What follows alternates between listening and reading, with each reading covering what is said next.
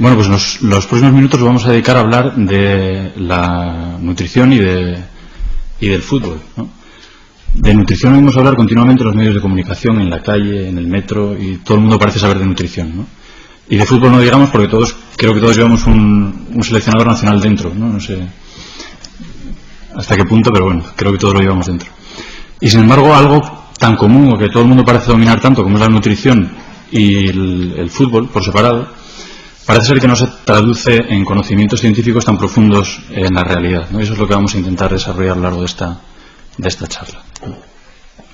El fútbol es en la actualidad el deporte más popular en todo el mundo, y de hecho se calcula que hay en torno a unos 200 millones de jugadores federados, de los cuales en el 2010 se estima que más de la mitad van a ser mujeres.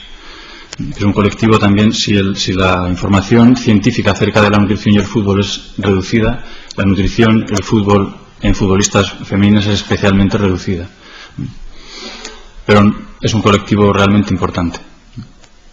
Y no solamente es el deporte más popular, sino que su impacto mediático es un fenómeno mediático innegable. En la Copa del Mundo, la última Copa del Mundo disputada en Alemania, se retransmitió a 214 países distintos, con más de 26.000 millones de espectadores de audiencia acumulada, por supuesto. Y la exitosa Eurocopa de Austria y Suiza del año 2008 fue seguida por más de 8.000 millones de espectadores de audiencia acumulada también. No solamente es un fenómeno mediático, sociológico, es también a veces efectivamente ese aspecto mediático tan importante a veces llega a ser excesivo, ¿no? A veces llega a cansar hasta los más acérrimos seguidores del fútbol, ¿no?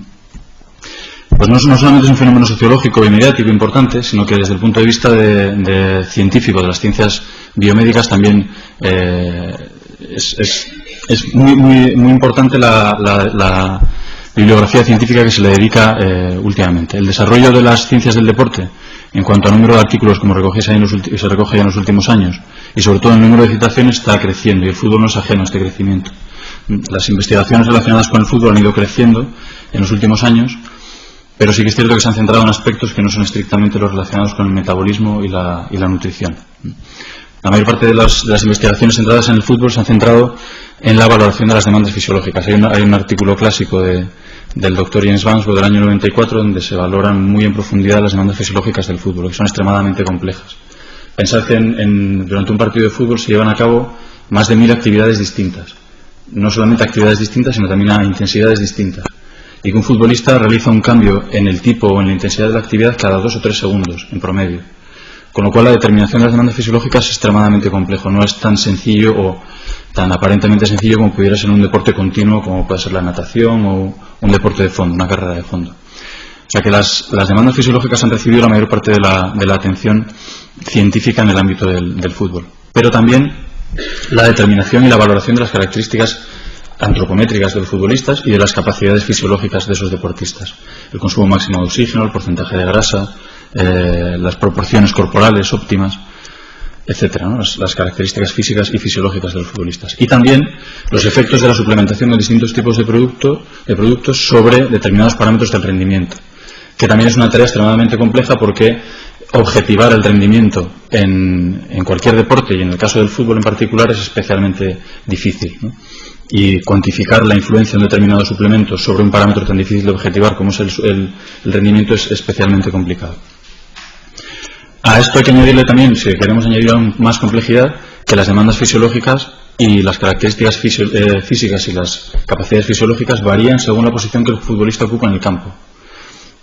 Eso añade una complejidad aún un poco mayor a los estudios biomédicos en torno al fútbol.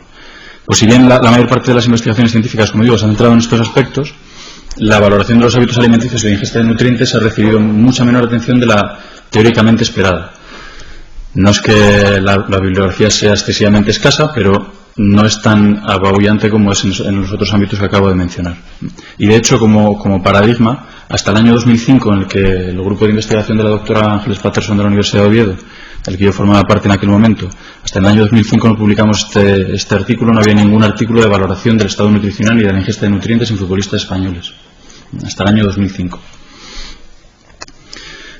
La valoración uno de los motivos por los cuales la valoración de las informaciones sobre la valoración del estado nutricional de los futbolistas son tan escasas es que es una tarea extremadamente compleja que debe incluir información de fuentes muy diversas. La primera básica es la valoración clínica del estado nutricional, que normalmente la llevan a cabo los servicios médicos de los clubes. Un análisis bioquímico, hematológico, inmunológico, incluso tisular en algún caso, de parámetros que puedan ser de interés para el rendimiento y para el estado de salud del deportista.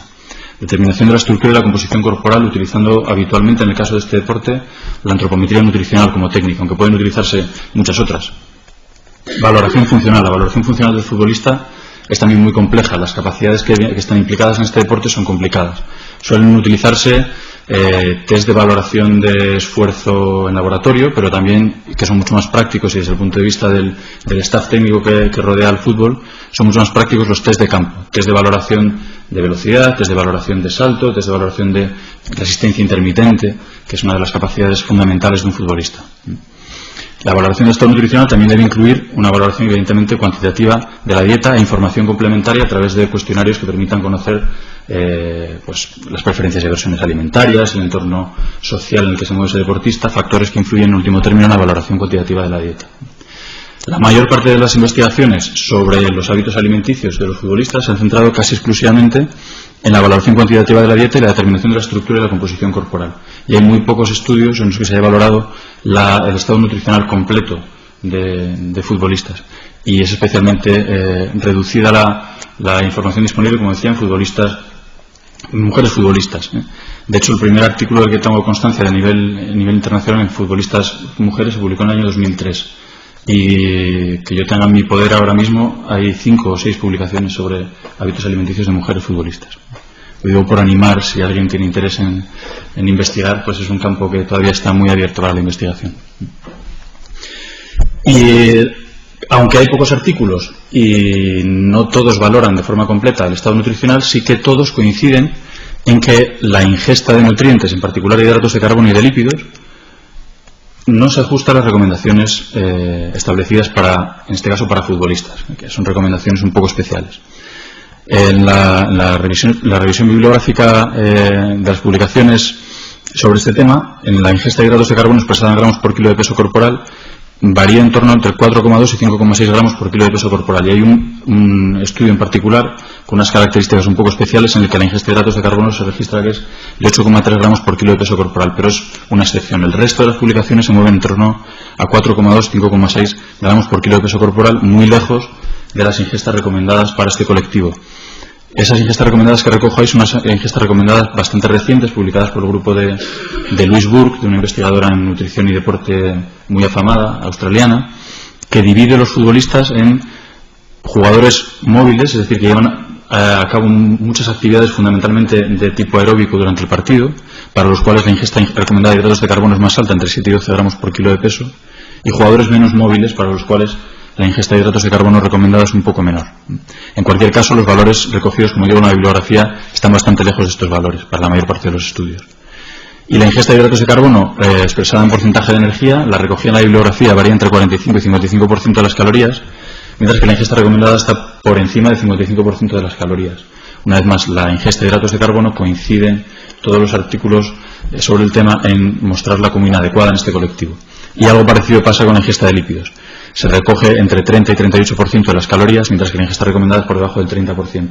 Y también hay un artículo puntual, ya bastante antiguo, del año 92, en el que la ingesta recomendada la ingesta registrada es el 28% de las calorías a partir de los lípidos. Pero también tiene alguna limitación que hace relativamente dudoso ese valor.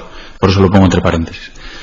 Es decir, que hay pocos artículos con información dispersa, pero todos coinciden en que la ingesta nutricional de los futbolistas es inadecuada, fundamentalmente centrada en estos dos nutrientes.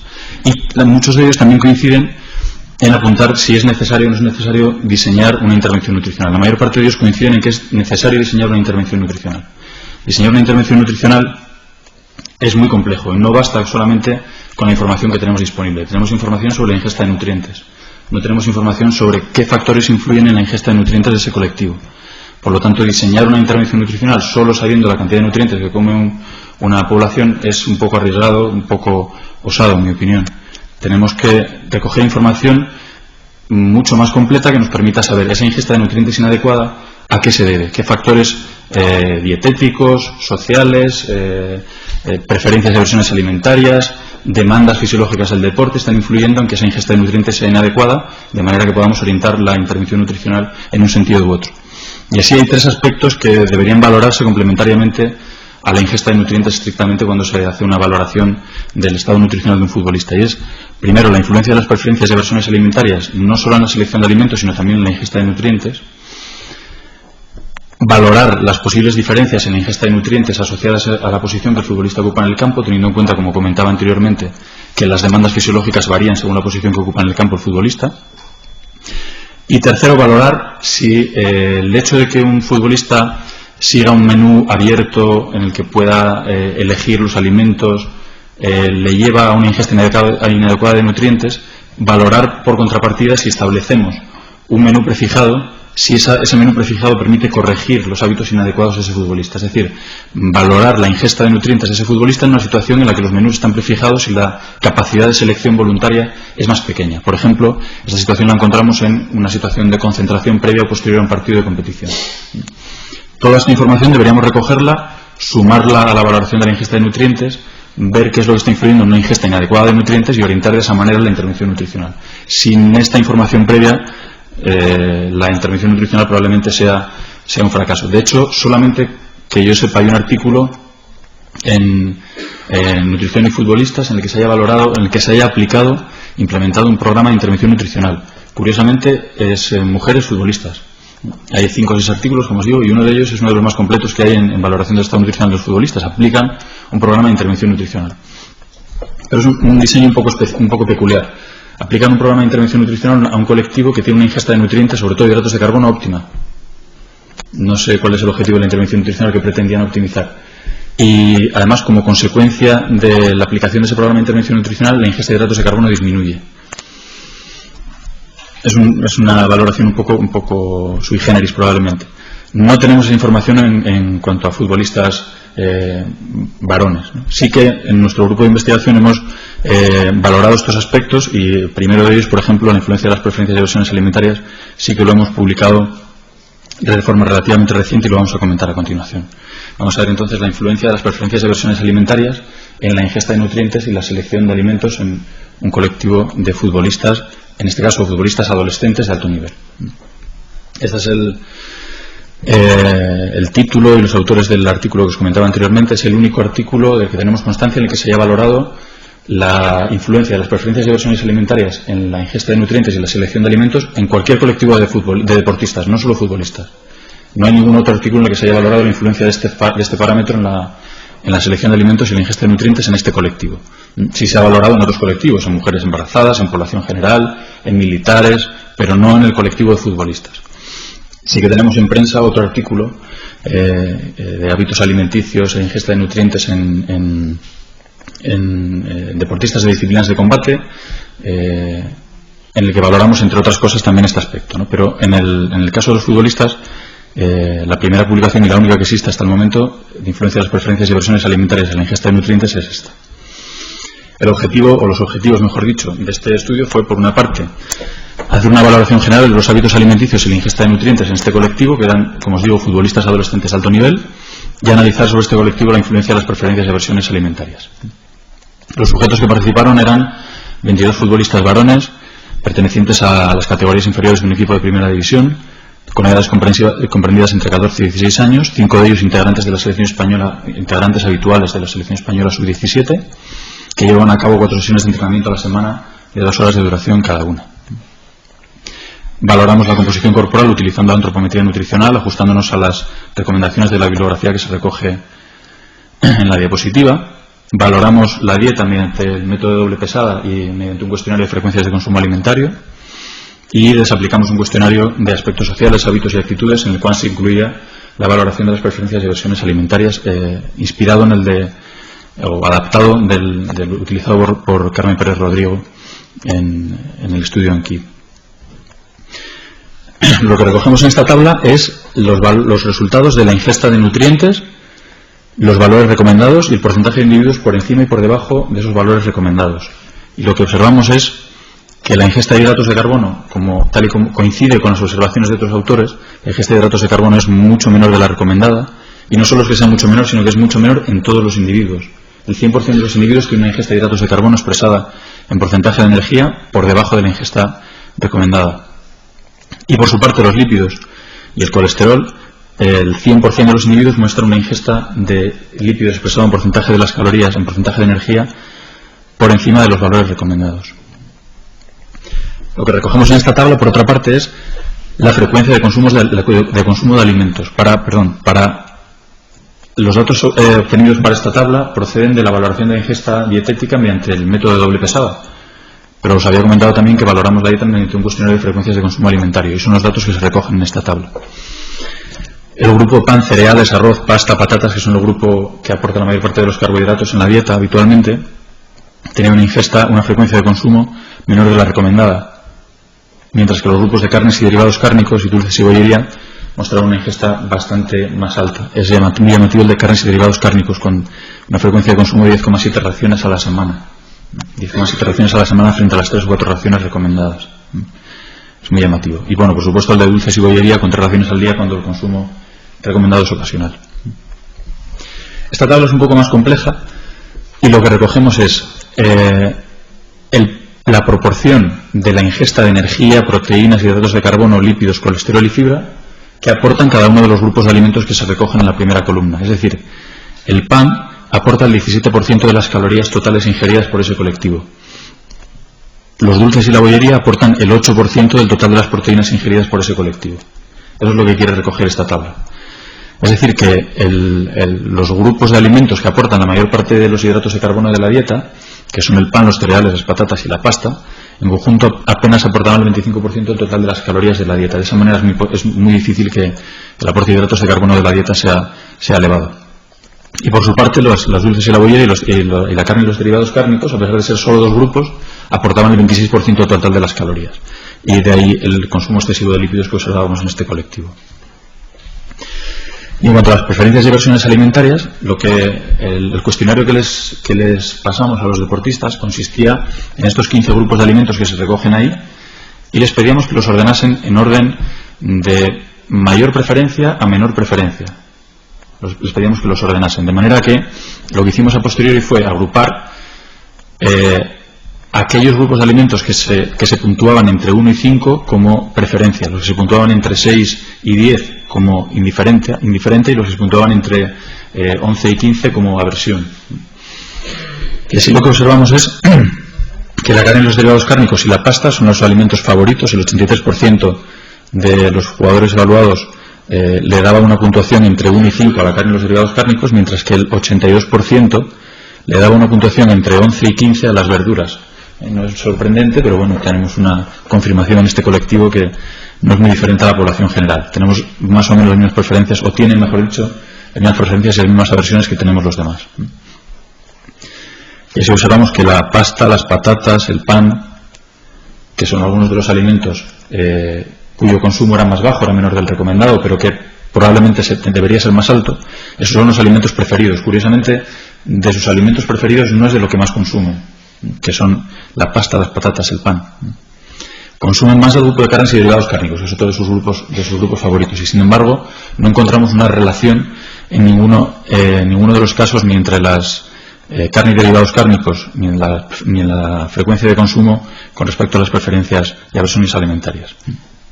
Es decir, como conclusión general de este estudio podemos decir que no hemos observado ninguna relación estadísticamente significativa entre las preferencias y aversiones alimentarias y la ingesta de nutrientes ni la selección de alimentos en los futbolistas evaluados. Como consecuencia, la influencia del entorno familiar, tanto en la disponibilidad de alimentos como en el diseño de los menús, parece limitar la posibilidad de los jugadores para seleccionar alimentos utilizando como principal criterio sus preferencias alimentarias. Estos futbolistas vivían en su entorno familiar habitual, no participaban en el diseño de los menús ni en la compra de los alimentos, simplemente se limitaban a ser meros consumidores y probablemente a quejarse de que algunos de los alimentos que les ofrecían no les gustaba, como hemos visto. Es decir, en este entorno hay muchos factores que influyen en los alimentos que se hacen disponibles para esos futbolistas. No solamente se diseñan o se escogen los alimentos en función de su preferencia, se escogen en función de criterios económicos o en función de las preferencias de otros miembros de la familia para los que también hay que hacer la comida, ¿no? Y que también comen en el mismo entorno. Es decir, que el entorno familiar está influyendo, parece, más que las preferencias y aversiones alimentarias en la selección de alimentos de este colectivo. Es decir, que en general la ingesta de nutrientes y el consumo de alimentos de los sujetos evaluados no cumple las recomendaciones, por lo que se hace necesario el diseño e implementación de un programa de intervención nutricional que permita optimizar estos aspectos. Y entre la multitud de factores que deberíamos valorar en esa intervención nutricional, las preferencias y aversiones de alimentos no son uno de los factores determinantes de la selección de alimentos. Tendríamos que tener en cuenta o incidir más probablemente en la influencia de la familia en la selección de alimentos. El segundo de los aspectos que nos propusimos evaluar como influencia en la selección de alimentos y la ingesta de nutrientes de un futbolista antes de diseñar una intervención nutricional es la ingesta de nutrientes en función de la posición que el futbolista ocupa en el campo. Y no tenemos constancia, como comentaba anteriormente también, de ningún estudio en el que se haya evaluado la ingesta de nutrientes de los futbolistas en función de la posición que ocupan en el campo. Bueno, no es del todo cierto esto que acabo de decir. Sí que hay uno. Se ha hecho un colectivo un poco especial que son futbolistas discapacitados físicos. Esa discapacidad les implica una serie de características especiales que hacen difícil comparar esos datos obtenidos en ese colectivo con el colectivo de futbolistas no discapacitados. Pues en futbolistas no discapacitados no hay ningún estudio en el que se haya evaluado la ingesta de nutrientes según la posición que ocupan en el campo. En futbolistas discapacitados sí que es cierto que además se evalúa un grupo muy pequeño de futbolistas, en total 12 futbolistas, que a su vez se subdividen en 5 grupos de posiciones, con lo cual cada grupo de futbolistas cada subgrupo, para establecer las comparaciones estadísticas, quedaba reducido a 2-3 individuos como mucho, y la potencia estadística del estudio es muy pequeña. Nosotros hemos llevado a cabo un estudio valorando este aspecto, que no está publicado, que esperemos que se publique pronto, y nos basamos en un hecho, y es que se observan en deportes con demandas fisiológicas diferentes ingestas nutricionales distintas y ajustadas a esas diferentes demandas fisiológicas. Es decir, en deportes con un componente aeróbico alto se observa espontáneamente un consumo más alto de hidratos de carbono. En deportes con un componente aeróbico más bajo o anaeróbico más alto o con mayor componente de fuerza, el consumo espontáneo de hidratos de carbono es más bajo. Así que nos planteamos la siguiente circunstancia. Si dividimos los futbolistas en distintas posiciones en el campo, en porteros, laterales y extremos, centrales, centrocampistas y delanteros en función de distintas demandas fisiológicas, lo que nos encontramos es no una situación tan extrema como las diferencias fisiológicas entre un ciclista y un halterófilo, pero sí que encontramos diferencias fisiológicas y en las capacidades y en las características físicas de sus futbolistas. Y nos preguntábamos si esas diferencias son lo suficientemente grandes como para implicar diferencias en la ingesta de nutrientes. Está descrito que en cuanto a las características físicas, los jugadores que tienen una talla más alta son los porteros, los centrales y los delanteros. El peso más alto y la adiposidad más alta está descrita para los porteros. Son un colectivo completamente distinto, no solamente por sus características físicas, sino también por las demandas fisiológicas de su posición. Si un futbolista recorre en promedio en torno a 11 o 12 kilómetros durante un partido, un centrocampista, por ejemplo, un portero no recorre más de 4. Son demandas fisiológicas completamente distintas, deportistas con características fisiológicas y características físicas completamente distintas. Y como os digo, el peso y la adiposidad más altas las encontramos en los porteros. En cuanto a las características físicas, el rendimiento antes de salto también es el más alto en los porteros, en los centrales y en los delanteros. Y es una consecuencia de las demandas de ese deporte. Les exige un mayor número de saltos y una mayor potencia de salto para hacer frente a las situaciones del partido, a las situaciones del juego. Mientras que aquellos deportistas que tienen sus demandas fisiológicas tienen un componente aeróbico mucho más alto, tienen un mejor rendimiento en test de resistencia intermitente. Por ejemplo, el más utilizado en fútbol es el yo-yo test. Hay distintos tipos de yo-yo test. El más utilizado es, hay distintos tipos. El yo-yo test de resistencia intermitente se utiliza mucho en la rutina habitual de los equipos, se utiliza mucho en investigación también lo diseñó el doctor James Banslow. Y los deportistas, los futbolistas, en aquellas posiciones con un componente aeróbico más alto, como son los centrocampistas y los laterales y los extremos, tienen un rendimiento en test de resistencia intermitente mucho mejor que los futbolistas en otras posiciones. Nuestro colectivo se ajustaba perfectamente a estas características. Si no se hubiera ajustado, no hubiera tenido sentido valorar la ingesta de nutrientes. Si hubieran sido completamente distintos, no hubiera tenido sentido. El único colectivo que se comportaba de una manera un poco distinta, o que era un poco distinto, era el colectivo de delanteros. Los delanteros ni eran los más altos del equipo, ni eran los que más saltaban, curiosamente. Eran probablemente los más vagos del equipo. Ni saltaban mucho, ni corrían mucho, ni eran los más altos, ni eran los más fuertes. Pero estaban ahí, ¿no? Y metían los goles. Y alguno mete algunos goles bastante importantes todavía hoy en día. Nuestros futbolistas, probablemente nuestros delanteros, se ajustan más al perfil de delantero español, típico, bajito, rápido, y no tanto al perfil de delantero en el que están descritas estas características de talla alta y alta capacidad de salto, que son los delanteros del norte de Europa. La mayor parte de los estudios se han llevado a cabo con deportistas, futbolistas ingleses, suecos, noruegos, daneses, en los cuales el perfil típico del delantero sigue esas características. En nuestro entorno es otro tipo de delantero. Pues Villa, Raúl, tiene unas características que no tienen nada que ver con Ibrahimovic, ¿no? Si sois un poco seguidores del fútbol, los habréis situado ya, seguidores y seguidoras. Así que en nuestro estudio participaron 87 futbolistas varones, también del equipo filial, del equipo B, de un equipo de primera división, con edades comprendidas entre 17 y 21 años. 4 de ellos eran integrantes de la selección española sub-21 y llevaban a cabo 6 sesiones de entrenamiento a la semana. Un día a la semana hacían una sesión de entrenamiento doble, con 2 horas de duración cada una, sin entrenamiento específico por posiciones. No había un entrenamiento específico por posiciones. Sí que es cierto que el entrenamiento lo que trataba era de simular situaciones de partido continuamente. Y si simula situaciones de partido, es una especie de simulación también de entrenamiento específico por posiciones. Pero no era un entrenamiento por posiciones explícito.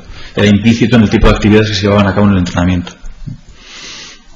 Así que nosotros teníamos de esos 87 futbolistas, 12 porteros, 15 centrales, 20 laterales y extremos, 28 centrocampistas y 12 delanteros bajitos, como digo. Y así encontramos, centrándonos en el nutriente que más nos interesaba, en este caso, que son los hidratos de carbono.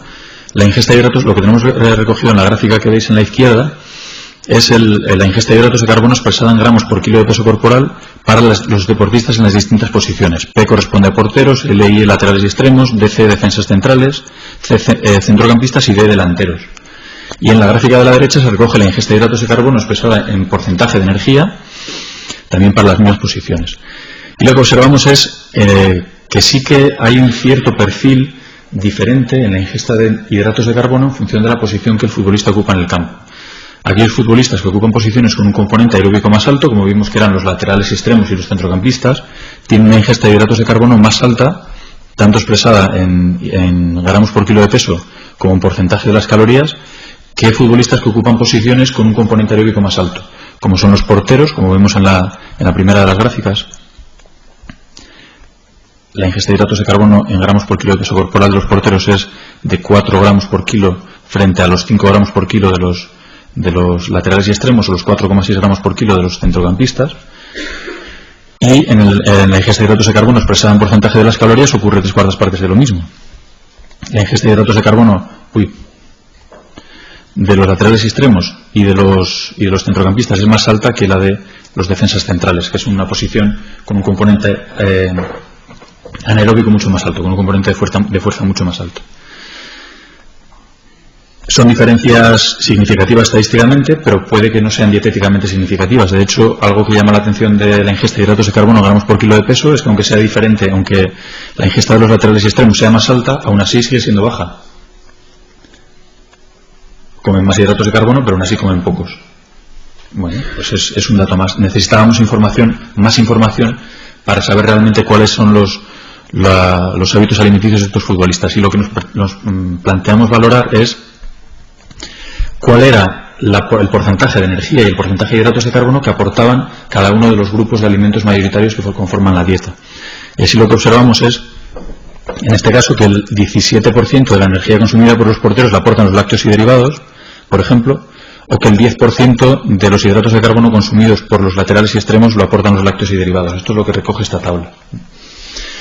Y no hemos encontrado ni una diferencia significativa en estos valores. Lo único que hemos observado es que el porcentaje de energía aportado por el grupo de carnes y derivados cárnicos en el grupo de centrales es mayor que en el grupo de laterales y extremos, centrocampistas y delanteros. Es decir, que observamos una ingesta nutricional distinta, pero no diferencias en el patrón de consumo alimentario. No diferencias fundamentales en el patrón de consumo alimentario. ¿Qué es lo que acabo de decir exactamente ahora? O sea que en general la ingesta de nutrientes y el consumo de alimentos de los sujetos evaluados no cumple las recomendaciones, por lo que, una vez más, coincidimos con nosotros mismos en nuestros estudios anteriores y con lo propuesto por otros autores, y es que se hace necesario el diseño e implementación de un programa de intervención nutricional que permita mejorar la ingesta de nutrientes y la selección de alimentos. Y la aplicación de este programa de intervención nutricional debe tener una orientación global inicialmente, es decir, necesitamos aumentar la ingesta de hidratos de carbono del colectivo en su conjunto para, a posteriori, intentar optimizar la ingesta de hidratos de carbono en función de la posición que el futbolista ocupa en el campo. Pero en principio lo que hemos observado es que la ingesta de hidratos de carbono es baja y todos tienen que aumentarla independientemente de la posición que ocupen en el campo. Que al margen de una mayor ingesta energética durante el partido, en el periodo de concentración en un partido, el perfil calórico básico en la ingesta de nutrientes en casa frente a la ingesta de nutrientes en el partido es idéntico, o mejor dicho, no es diferente. Las proteínas aportan el 18% de las calorías en la alimentación habitual y aportan el 18% de las calorías durante el partido. Los hidratos de carbono aportan el 44% de las calorías en la alimentación habitual y el 45% en el partido. Y los lípidos el 38% en casa y el 37% en el partido. Es decir, la alimentación y los menús diseñados para el partido se ajustan, son muy parecidos a lo que siguen en casa. No obstante, hay que tener en cuenta dos factores cuando se diseñan menús prefijados. Uno, la calidad del diseño del menú, y dos, los conocimientos, el interés hacia la nutrición de la persona que va a seleccionar los alimentos de ese menú. En cuanto al primero de los aspectos, es decir, al diseño del menú, en la cena posterior a este partido que evaluamos, nos encontramos con este menú, que probablemente para una persona que le guste comer un gourmet sea un menú fantástico, pero para un menú post-ejercicio, después de un partido de competición, probablemente no sea el más adecuado. Tortilla de la casa, carne guisada, con patatas fritas, pan blanco, flan de huevo y agua mineral. Y si alguien quería vino, vino. Y se consumió también. Por muy adecuada que sea la selección de alimentos que queramos hacer con este menú, es casi imposible que pueda aportar más de 1,9 gramos por kilo de peso corporal. Es muy difícil. El diseño del menú no es adecuado para esta comida. Por mucho interés que tengamos en la nutrición deportiva y por mucho interés que ponga el deportista en optimizar su ingesta de nutrientes, el menú no se lo permite. Es muy difícil.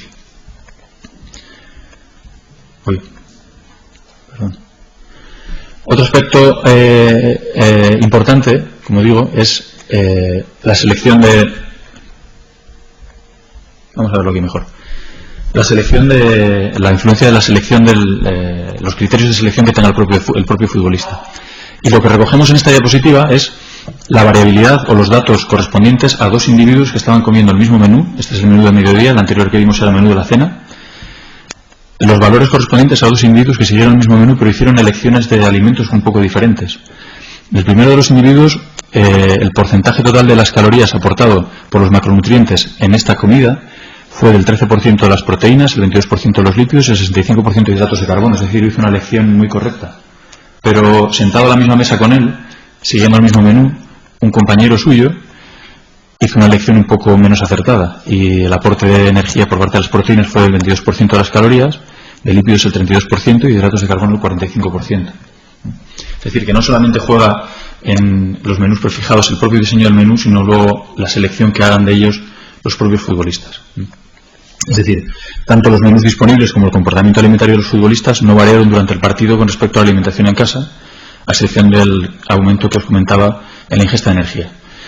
Y a pesar de que los menús estaban prefijados y ofrecían pocas alternativas para la selección de alimentos, observamos diferencias interindividuales en la ingesta de energía y macronutrientes muy importantes en muchas de las comidas. Esto es importante para lo que estamos tratando aquí, que es el diseño de una intervención nutricional. Es decir, para optimizar la ingesta nutricional de los futbolistas en estas situaciones es necesario un buen diseño de los menús, así como conseguir que los conocimientos y la actitud hacia la nutrición deportiva de los jugadores sean lo más adecuados posible. Como colofón, después de todo este rollo de datos y de información sobre nutrición, podemos concluir que desde las formas más antiguas de fútbol o de antecesores del fútbol, como pueda ser el Tsuku chino, el Kemari japonés, que se sigue practicando en la actualidad, tiene un componente ritual muy importante, el Episkiros griego, el Arpastun romano, el Pok-Tapok o juego de pelota de los mayas, o el gioco de calcio de los italianos, a pesar de que ha evolucionado mucho el juego de pelota con el pie, el fútbol, hasta llegar al fútbol moderno, o hasta llegar al fútbol total, como podemos considerar estos equipos. Bueno, también a lo mejor en la categoría de fútbol total podríamos incluir al equipo de nuestros vecinos de Alcorcón. Espero no herir ninguna sensibilidad. Pero en la evolución de este juego de pelota, hasta llegar a esta situación actual, ha habido muchos cambios reglamentarios, muchos cambios en las características de los futbolistas, muchos cambios en las capacidades físicas de los futbolistas, pero sigue habiendo muchas cosas que modificar y mucha información que recoger y mucha información científica que valorar. Y una de ellas es que necesitamos optimizar el estado nutricional de estos futbolistas. Necesitamos optimizarlo mediante programas de intervención nutricional. Los programas de intervención nutricional son necesarios, el diseño e implementación de estos programas es complicado y debemos intentar hacerlo lo más correcto y lo más completo posible. Muchas gracias.